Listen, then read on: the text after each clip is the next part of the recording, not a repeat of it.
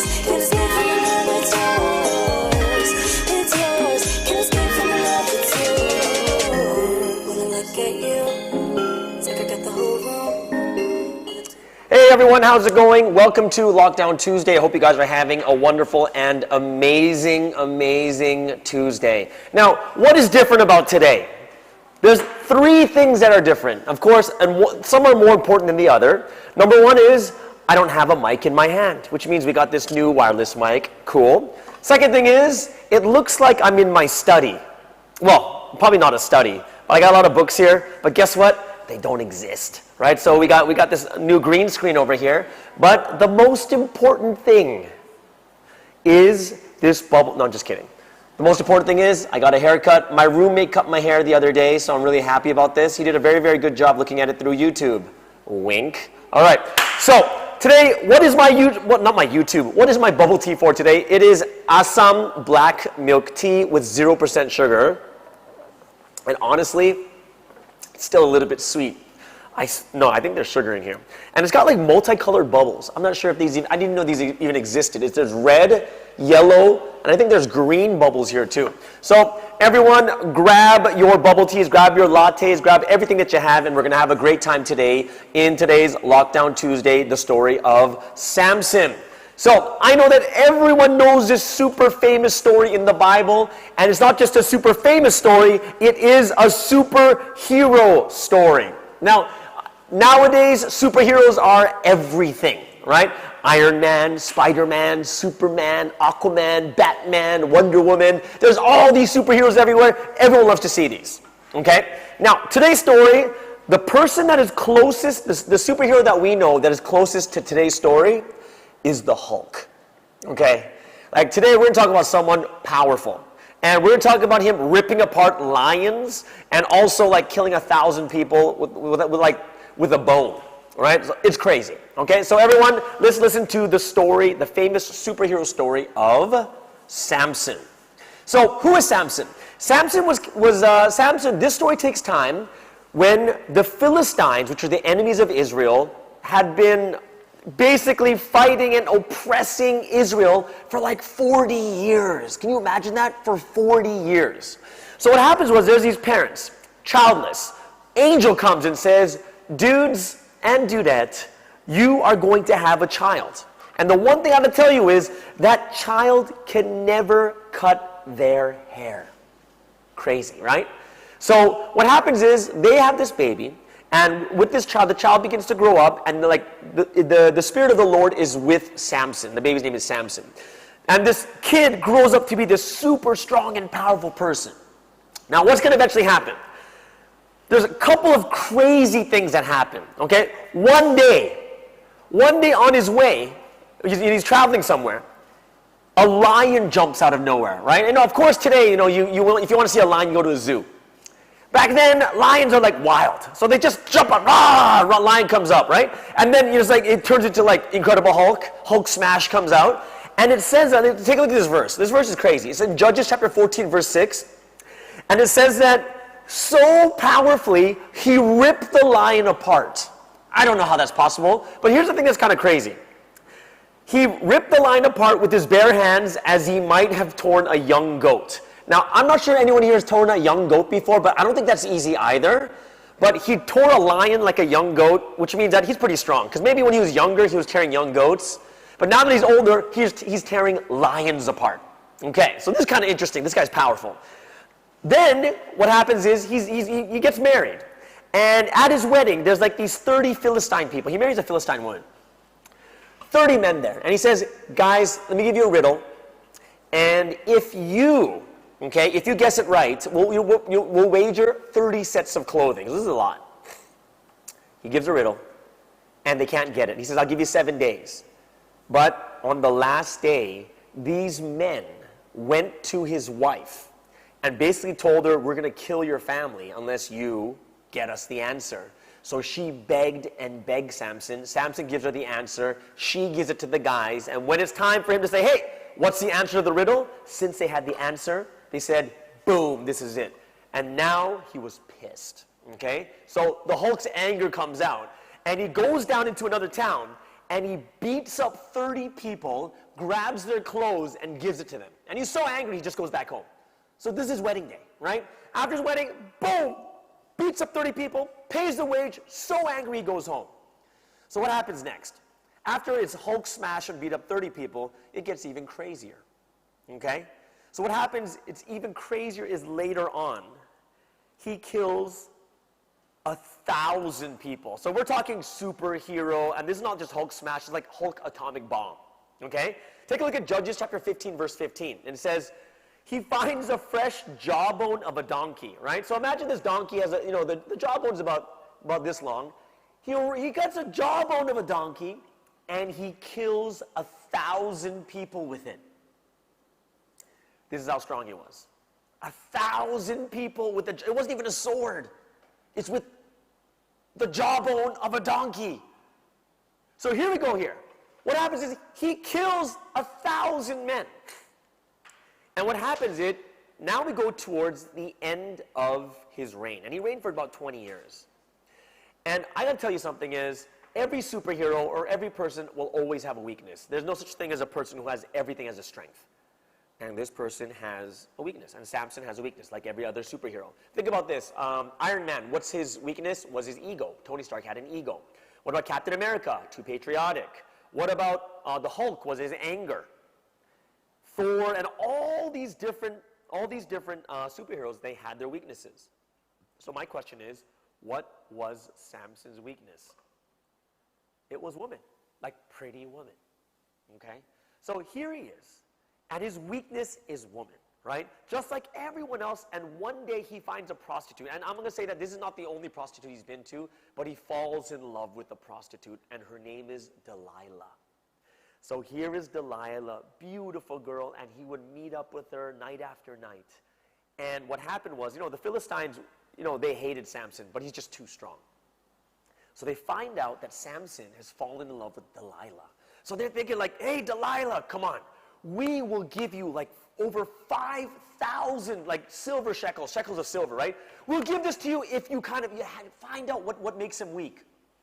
And every night, when he's about to go to bed, he says, oh, please, darling, tell me, what makes you weak? And he basically lied to her 3 times, right? And every time he lied, Delilah would be like, oh my gosh, the Philistines are here. And then Samson's just like, ugh. And then he just beats and just pounds the crud out of everyone. This happened 3 times. Now, finally, Delilah, so upset, and she's like, I thought you loved me, right? And this is after she's tried to betray him 3 times, right? She's like, I thought you loved me. Why can't you tell me, right? And he doesn't tell her. Until what? Okay? When I tell you what she does next, basically, she nags him to death every single day. We're going to look at this verse later on, but she nags him to death. Right? Come on, please tell me. Please tell. Every day! And he's like, oh! And he's like, fine! And he tells Delilah his secret. And he says, my hair's never been cut before, by a razor or anything. This is the strength of my weakness. Right? That's why, if this lecture isn't good today, it's because I cut my hair. Just like Samson. Maybe. Maybe not. Right? So what happens here is, she finds out the secret. Then she tells the Philistines, they pay her, cuts his hair all off. And, finally he's like, Samson, the Philistines are here. He gets up, he's like, oh, his hair is gone. And you know what they did to him? They gouged his eyes out. They gouged his eyes out. After they gouged his eyes out, they took him, they humiliated him, and they treated, he was just basically a servant from that point on.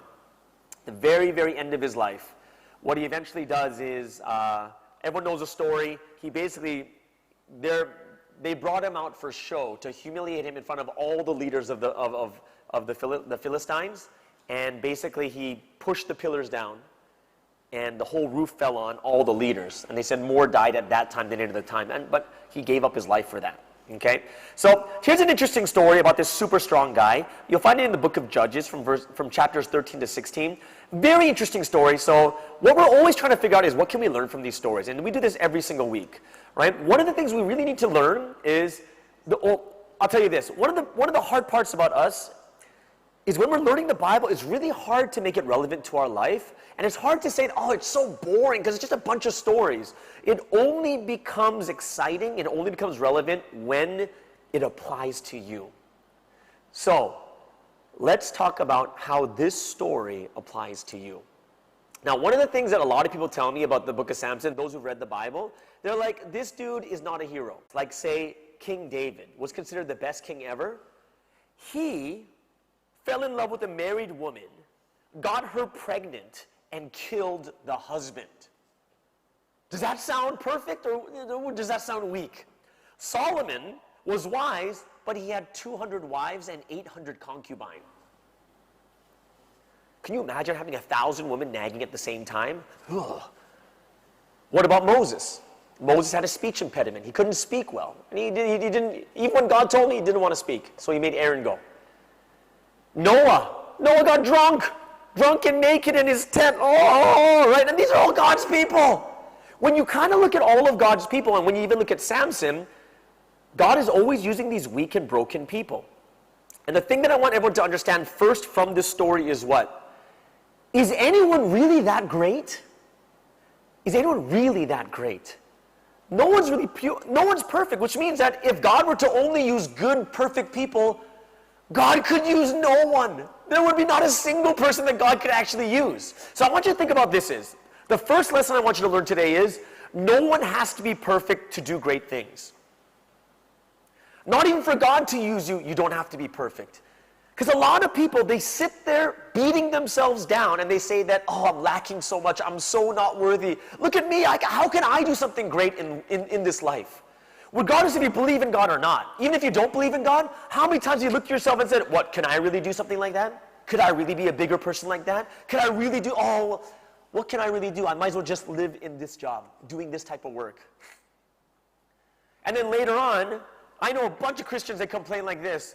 Well, why do these people who don't even believe in God and they make more money and they have more things and they live a happier life? Why? Because it has nothing to do with that. It doesn't. You see, if you look at Revelation chapter 22, verse 12, one thing God does say is this. He says, God will reward everyone according to what they've done. And guess what? Not a single person is perfect. If not a single person is perfect, what does it mean? If no one's perfect, it's all about what people are doing. Think about this. Even in life, there are people who are not that great. They might even be wicked, like evil, like way more than you, but they make more money than you. And they have a better business than you. And they do this, and they have all these things. You see, one thing you have to understand about the first lesson you need to learn is you don't have to be perfect to start doing something great. If you look in the world, all the great people aren't perfect at all. And if I look from a Christian perspective, a lot of them don't even believe in God.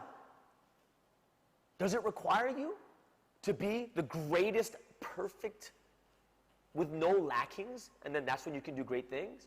The thing you have to get out of your mind is you don't have to be perfect. You can be lacking. You can have so many things that are wrong with you. But it's about the people that do something about it. And that's the thing you have to get out of your head. Even Samson too, right? He was so flawed. He was so flawed, and he was the one doing God's work. Why? He was the one that was actually doing something. He's the one that God saw, that even though he had anger issues, he was able to do something. Even though he had women issues, he was the one that was capable and able to do it. You have to understand, I'm going to tell you the difference between true weakness and true strength. When we look at weakness, we kind of look at the definition as having no power and no strength. But you have to understand this really, really well. You know what true weakness is? True weakness is pretending to be perfect on the outside, getting upset when people put you down, getting upset when people say bad things about you because how could they say this to hurt me? But it's true. And then when you go home, what happens? You go home, and when you're alone, you doubt yourself. That's weak. That's what true weakness is.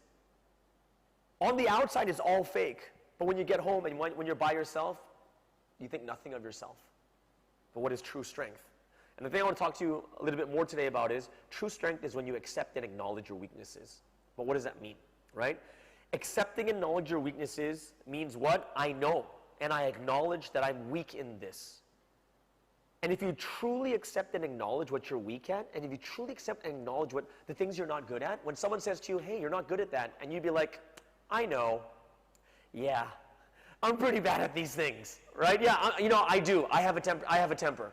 Yeah, I know. I gotta stop this. True strength is what? True strength is not about showing yourself as good, but true strength is accepting, acknowledging what you lack, what you're weak at, and regardless of what people say to you, you understand. You say, yeah, I know, I do. Yes, I'm not very good at this. And what happens when you truly accept it and when you truly acknowledge it? What happens? You can still do things, right? You can still take action. You can still go out and do bigger and greater things. That's why they say successful people what? Successful people are the ones that fall over and get back up. Because they know I'm bad at this, but let's just keep going. But the people who are weak, they're running, they fall over like, oh, my knee. And they're like, hey, you have a bruised knee. How dare you talk about my bruised knee that's bleeding and there's blood gushing out? Because that's what's happening, right? And then you say, I don't want to do this anymore. And then you stop completely. What we have to do is, the second thing I want to talk to you about is what? What does it mean to accept and acknowledge your weaknesses? It doesn't mean you have to keep it that way, okay? When you first accept and acknowledge what is weak about you, like Samson too, he knows it.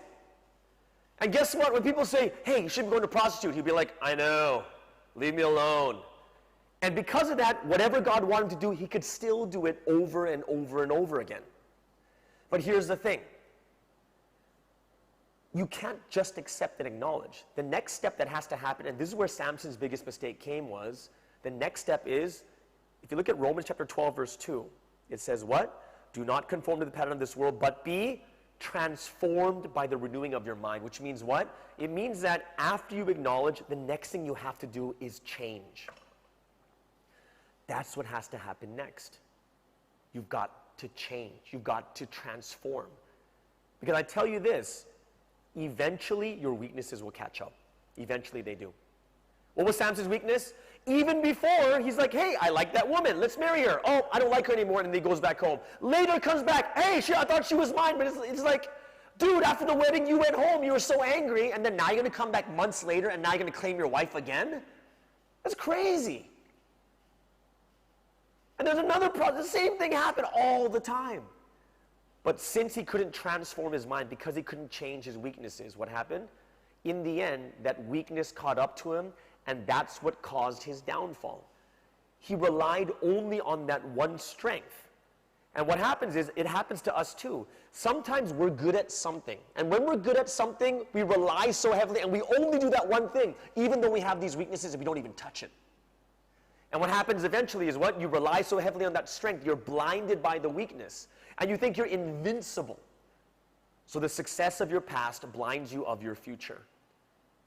You know, I told you this before. Do you know how long Samson was Samson was ruling for? Look at Judges 15 verse 20. You know what it says? 20 years. Which means that God wasn't sitting there like this. Hey man, get it fixed now. No, it took 20 years. He had 20 years to change. He had 20 years to transform. And this is something I got to tell you guys too here is, when you accept and you acknowledge what is wrong with you, your weaknesses, the things that you lack, that's a great first step, but it is not the only step. You've got this time, and this time is a set time that we have to change the things that are wrong about us, because they eventually come to catch up. It happens with everyone. Accept and acknowledge is the first step, but you need to change the weakness or it causes your downfall, just like Samson. Think about it. Remember I told you that he was nagged to death? That's nothing. He's been killing thousands of people with 1,000 people with a bone. Isn't that crazy? But Judges 16 verse 16 says what? With such nagging, she prodded him day after day until he was sick to death. Which means that she literally nagged him to death. Literally, because of that, he died. Think about it. You just killed 1,000 people. But because of your weakness to woman, this person's, oh please, and then finally, oh, okay, here. This is why. It's all because of nagging. It's all because of nagging. You just got nagged to death. That's not even anyone torturing you. That's not anyone fighting you with the sword. You got nagged to death because in those 20 years, he couldn't change the thing. He couldn't change that weakness. Right? This last verse I give to you is Proverbs chapter 29, verse 1. It says, whoever remains stiff-necked after many rebukes will suddenly be destroyed without remedy. And it's true. What does it mean, stiff-necked? Stiff-necked is like this. You're not going to move. Right? So when someone says like, hey, don't you think this is wrong? No. They're stubborn, stiff-necked. They don't care. Why? They rely too much on their strengths. And it's the same with us too in life. In life, we have these Samson moments where you're successful in certain things in your life. And you rely so heavily on those successes that it blinds you from the things that are weak that you need to change. That even when someone tells you your weakness, and you've accepted and acknowledged it, but you decided not to do anything about it. And this is what calls a great downfall in people. And what I want to tell everyone today is, yes, you have to accept and acknowledge what is wrong. You have to accept and acknowledge the things that are weak, the things that you're lacking. But if you stop there, those things, eventually when the time comes, they come and they bite you back. And then that's the one thing that causes your downfall, just like it did for Samson, right? As I wrap this up, I want you to understand is, when you look at a story like the story of Samson, the story of Samson is very interesting, but you need to see yourself in the Bible. Because if you don't see yourself in the Bible, what happens is, you are not going to learn. Someone says, I was looking at this leadership speaker, and he said, do you know why old people are here on the earth? And we're like going, oh, why are old people here? It's like, no, they're not here just to like take care of their grandchildren and stuff. Old people are there to share their wisdom and to share their experiences. Now, I'm not telling you that I'm old, because I'm not really that old, right? Do I look old? Not with my haircut, right? Well, I'm not saying that I'm old, but what are we learning from? We're learning from Samson. You know how old he is? Right now, he's probably around 3,000 years old. And we're learning from his story, and you need to put yourself into it. Time will always catch up to us, and there will always be a time where you have to face your weakness. And this is why even right now, you've got to change. You've got to change the things that you accept and acknowledge. Some of you haven't even accepted and acknowledged it yet. But if we understand Samson's story, yes, with his strengths, he was able to do a lot of things. But because he didn't transform and change himself, that's what eventually came to bite him in the end. Right? Learn from old people, guys. Not just me. Well, I'm probably older than most of you. Well, yeah, okay, I'm pretty old. But not that old. But I'm old. Much older than most of you here. But where am I learning from? I'm learning from this thousands of year old book that tells us so many stories that can tell us of what is going on in our lives right now. All right? I'm very grateful and thankful for all of you for coming today. I'm thankful because this is, for us, we're constantly trying to improve everything that we have, from my haircut to the bubble tea to the background. Those of you who are the Lord's Love Church Facebook page, go ahead and like it.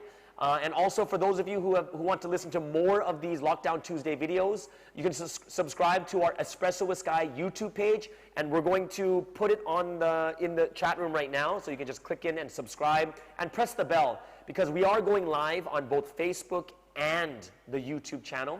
And just know that every Saturday we're going to have even more Bible studies. Saturday at 1 p.m. there'll be group lessons with groups, and we'll split up into small groups also. So I hope that you guys can join us for that. So we're going to send a link into the room also for that. All right. I hope that everyone had a wonderful, wonderful time today, just as I did, talking about the story of Samson. I'm going to give you guys probably about a good 10 to 15 seconds so we can start typing your questions down. Questions upon questions upon questions.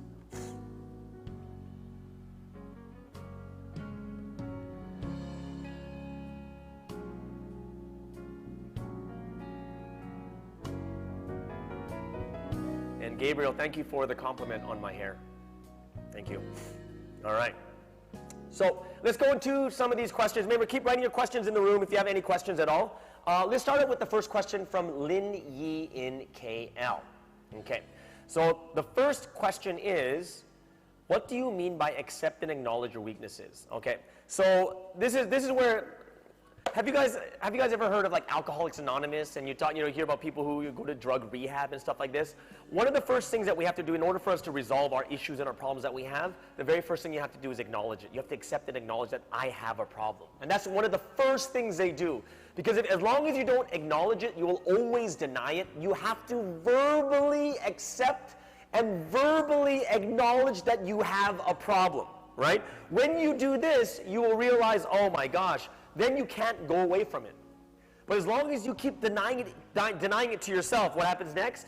If you keep denying it to yourself, then when people say, hey, you have a problem, you're going to deny those things too. That's why one of the very, very first steps of solving an issue is to accept and acknowledge and say, I have a problem, right? And that's why when it comes to people who are having fights with each other, I know a lot of people fight with each other too, like between friends and family. One of the hard parts is, have you ever had this situation where it's like this? It's not my fault, it's their fault. It's not my fault, it's their fault. And both sides are like, it's not our fault, it's their fault. They said this, right? And one of the first things we have to do, we have to acknowledge our part. No matter how small it is, it's the acknowledgement of my weakness, right? So like Samson would be like, I acknowledge I have a problem with women. Yeah, I do. I go to prostitutes. Not me, Samson, right? Sorry. People are like, what? I'm like, I go to prostitutes every day. They're like, are we supposed to be listening to this guy? Then I would say to you, even broken people can do great things. No, I'm just kidding, right? It wasn't me, sorry. Okay, so I have to acknowledge what's wrong with me. I acknowledge I'm stubborn. I acknowledge that sometimes I don't listen well. I have to acknowledge, there's a lot of different things that we have to acknowledge, but we need to confess and acknowledge to someone. That's why even in the scriptures it says that we should confess our sins to each other. Why? Because it holds each other accountable. Sometimes if you're just by yourself, man, you can just say it to yourself, but when someone else comes, you won't acknowledge it. And that's why it's good to have someone that you can talk to about it also. Okay, so that's what it means to accept and acknowledge it, because it's the first step in solving the issue that you have. Which leads to the next question today is Colin. Colin in KL too. Colin in KL says, why would God use such weak people? Aren't they too weak or too evil? This is a great question, because now it is like, how can God use such bad people? They're too bad. And the one thing I want you to understand is this. In the Bible it says like, my strength is made perfect in your weakness. So then the next thing people think is, oh, so God just wants to show off, right? So if God wants to show off, because if this person's really weak, people have to acknowledge God. There's no choice. God just wants to be acknowledged. That's not the answer, right? That's not it. Why would God use the weakest or the people that is so unlikely? And the answer is why. Because even when you look at King David, he was the youngest. He was the 8th son in his family. So many better, stronger, good-looking people. The reason why God uses the weakest, the reason why God uses someone who is not that great, is because when you see someone that weak, that lacking, that unworthy, and God working through them and doing something great, then you will see that, wow, if God can work through someone like that, he can work through someone like me. Why? God wants to work with you. It's not about God wanting to just get praise from everywhere. No, God wants people to see that, look, I work through the lowest of the lows. If I can work through him, how much more can I do through you? And people will be inspired like, wow, look at God. I want to be with God too. And this is why God works through the weakest of the weak. Right? People can see it's God. And when they see him working through the weakest, it's inspiring because, wow, I can do the same. Haven't you ever had that? When you're like, oh, I don't want to learn how to swim. And then you go on YouTube and you see like people who have no arms and no legs learning to swim. And you'd be like, okay, I'm learning to swim.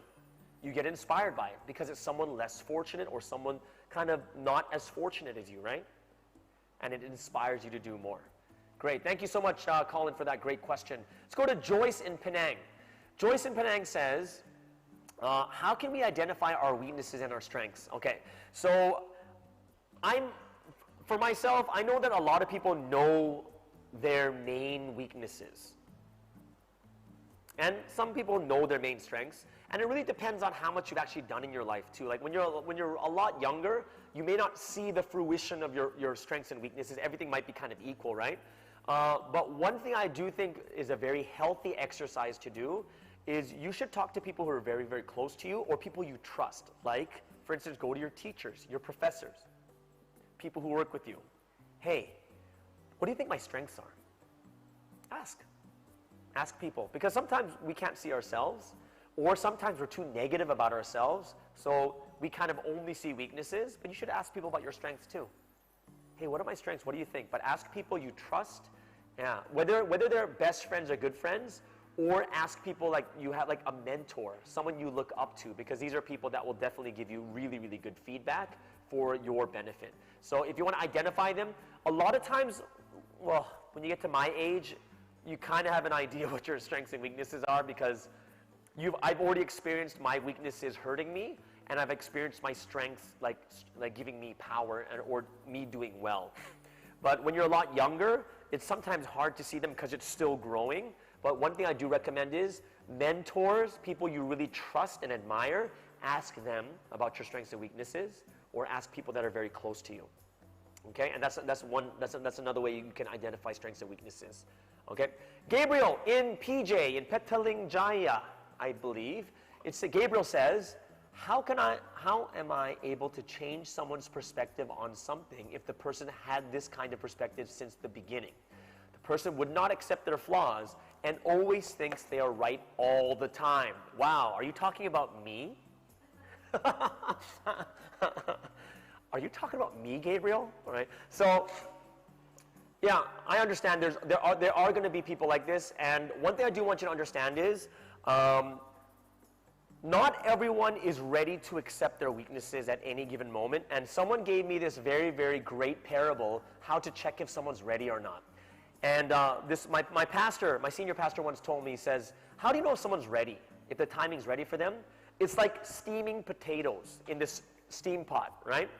And how do you check if the potatoes are ready? You take a fork and you poke it. If it's hard, you put it back in.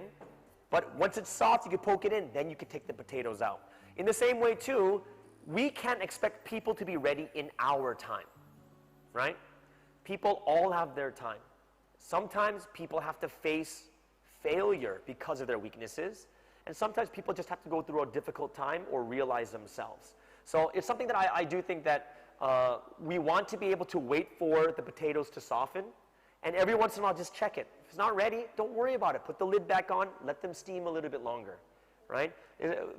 No one's going to be ready at the time we meet them, so we just have to be patient and in prayer for these people. Thanks for the great question, Gabriel. Let's go to Rosarin Arnaldo in the Philippines. Rosarin Arnaldo in the Philippines says, is it possible that a person's weakness can be the person's strength also? And that's yes, of course it is. Right? And the only reason a person's strength and weakness become the same thing is when you go to the extremes. Right?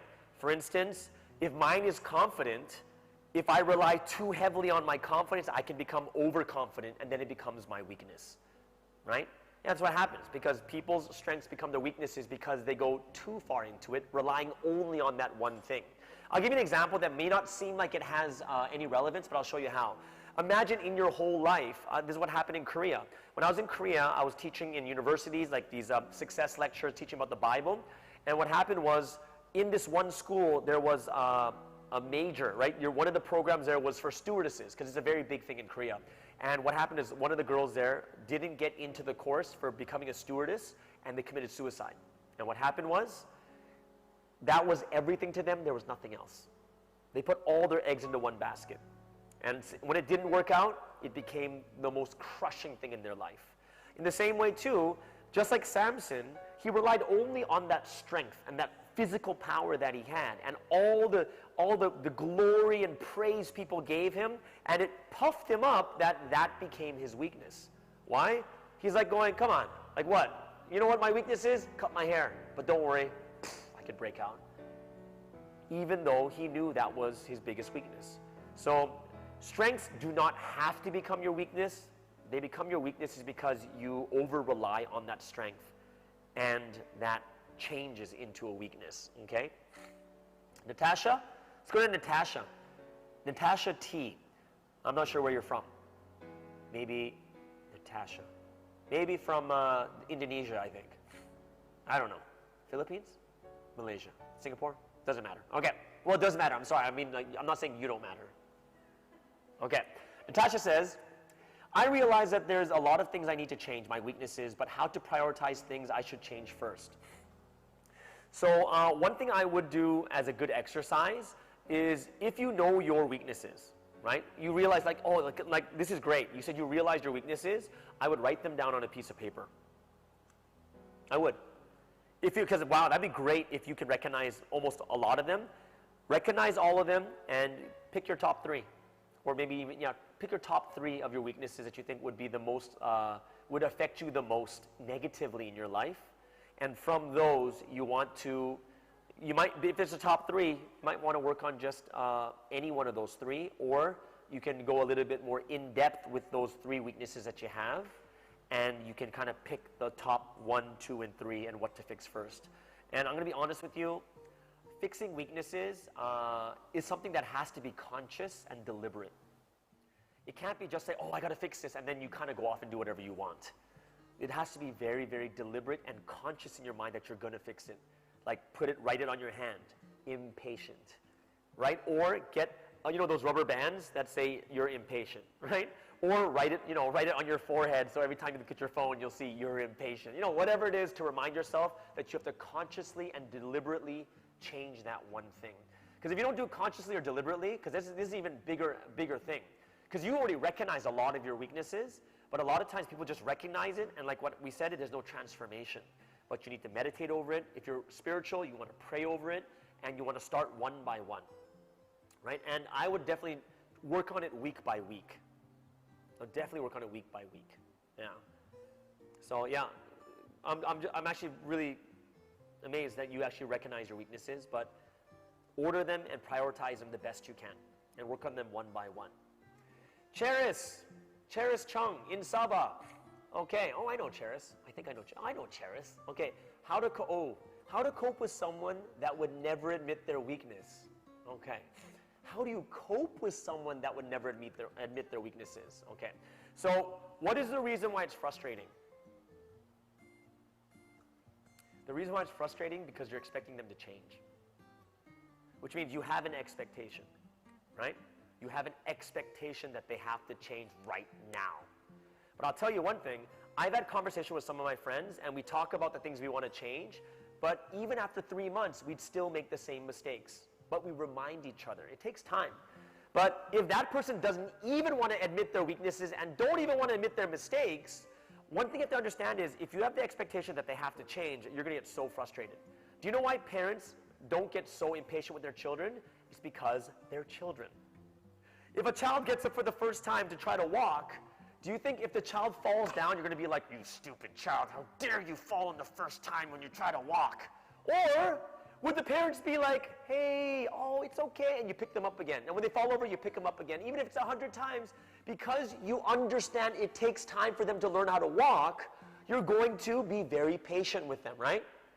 If your expectation is just like, why don't they ever change? Why don't they ever change? I told them this, why don't they ever change?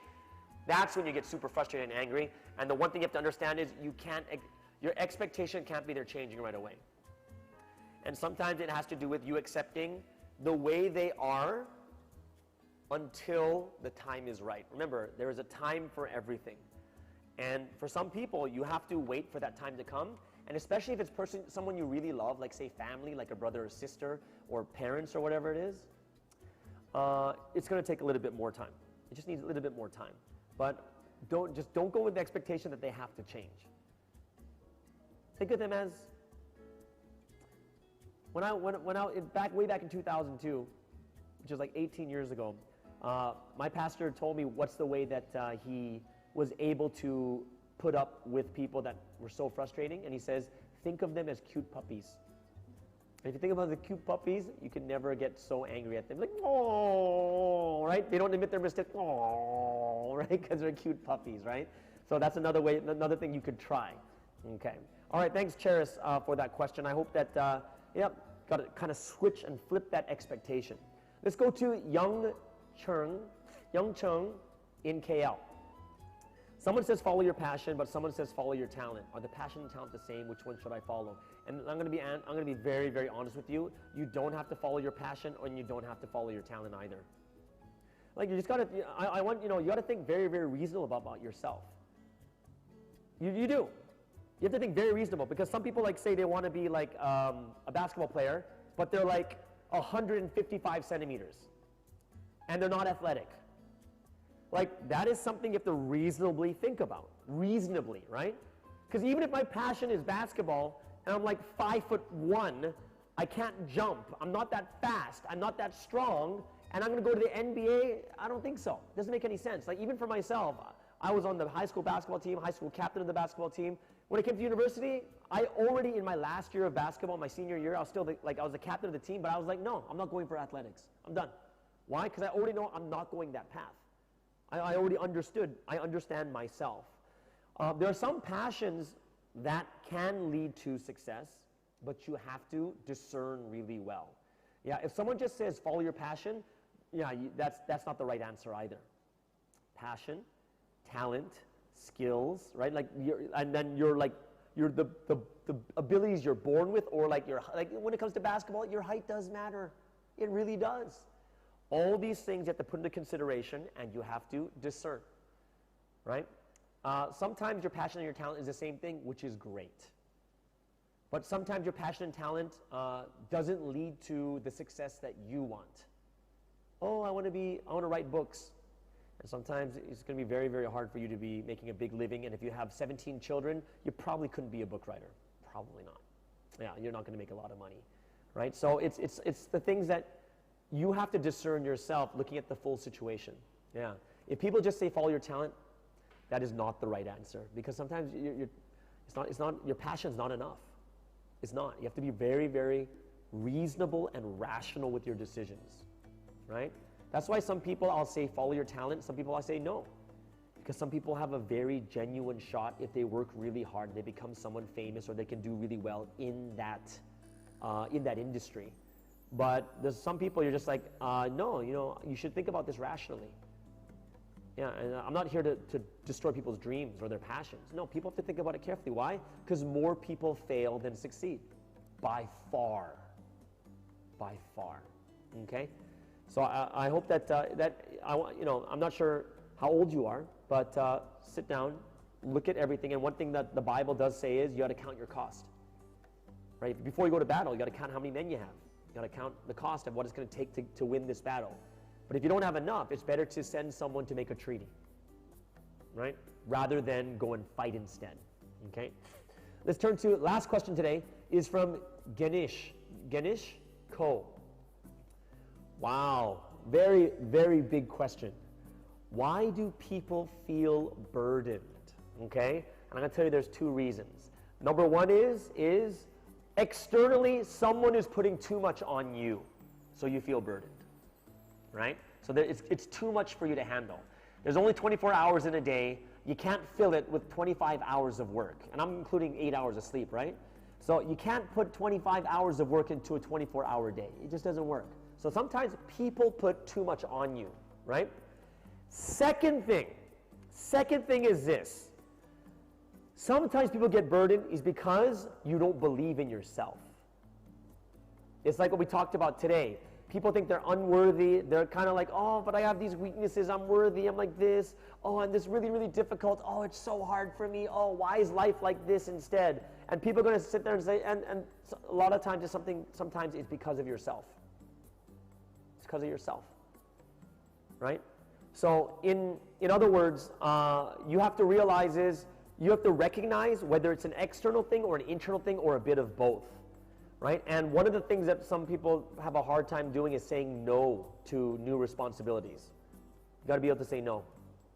I'm very good at it now. Now I'm good at it. But in the past, I wasn't very good at it. Oh, so I do have a last question from Aya in Japan. And great question. It's not even a question. Can you share with us your experience overcoming your own weaknesses? I would say one of the harshest ones that I've experienced in my life, it would have to be probably within the last 2 years. And it wasn't because I consciously went out and changed something. It was because I I was burned, and I went through, I wouldn't say trauma, but because of my weakness, I caused like really bad problem to happen because of my weakness, right? And because of that, it was so shocking to me. Like, you caused that to happen because of your weakness, right? You're probably wondering what kind of weakness it was, right? And yeah, yeah. Okay. So one of the weaknesses I had, and this is what I was like consciously trying to stop myself from doing, is this is not a very good thing that I want to stop too, is sometimes I would you get really excited and then you talk over someone. Keep talking over people, and then eventually you hurt people and they stop talking anymore because they're like, I don't want to talk anymore. Why? Because you keep talking over me. And this was during the time when I was one of the churches I was leading at when I was over in New York, and I would do the same thing every time. And you know, of course, my intention is not to hurt people, but I would talk over people, and I would always be like, oh, like now I'm like this. I'm like, go ahead, right? Because you know I recognize it, but because I went through something very strong, where someone that I cared for was really, really hurt by it, and it took a lot of time for them to recover from it. That's why it shook me, and I said, okay, this is bad. And that's why it changed me, right? Sometimes it's going to be you that changes it, and sometimes it's going to be you going through a very rough situation and hurting someone that you really care about. And that's what happened to me, right? And that's what made me kind of rethink about, wait, why are you doing it like this, right? Why am I doing it like this? And this is when I consciously, like, I get excited, like, oh, no, go ahead. And a lot of times I catch myself from doing it, but it's something that I think a lot of us, you know, it's good to be open about it. I just open myself up to the entire internet. Yay, right? But it's fine, right? Because it's something I recognize, I accept, but I'm also working on it every time I'm in meetings, every time I'm going through certain things too. So, yeah, tough things, but yeah, for me, it was necessary for me to go through that hard time, because without that, I wouldn't have thought about it that deeply. Okay? I hope that answers or helps you guys out a lot. And this will bring us to the end of today's Lockdown Tuesday. I hope you guys had a wonderful time. Today, make sure that if you need to subscribe, go on to Espresso with Sky, the YouTube channel. You can watch all these on there too, live streaming. Click like on the Lord's Love Church Facebook page. And hopefully we'll see you guys again next week. Everyone have a wonderful time and have a wonderful bubble tea. See you guys later. Bye-bye.